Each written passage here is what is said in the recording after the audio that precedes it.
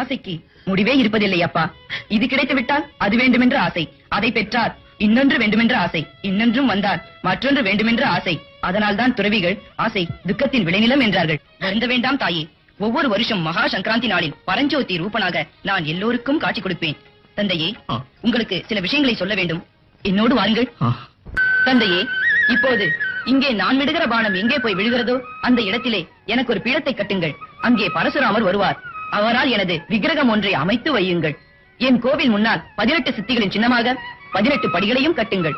ஒவ்வொரு வருஷமும் இருமுடிகளை சுமந்து வரும் பக்தர்கள் அதிலே ஏறி சகல சித்திகளையும் பெறுவார்கள். இனிமேல் என்னை தரிசிக்க வரும் பக்தரெல்லாம் என்னை ஐயப்பன் என்றே அழைப்பார்கள். மணிகண்டா, உனக்கு பட்டாபிஷேகம் பண்ணி அது என் கண்குளிர காண வேண்டும் என்ற ஆசை என் மனதிலிருந்து விலகவில்லையே கண்ணே. உங்கள் ஆசை நிறைவேறவும் ஒரு வழியை கூறுகிறேன். வருஷந்தோறும் மகா சங்கராந்தி நாளில் உங்கள் அரசு ஆபரணங்களால் என் விக்கிரகத்தை அலங்காரம் பண்ணுங்கள். அதையே என்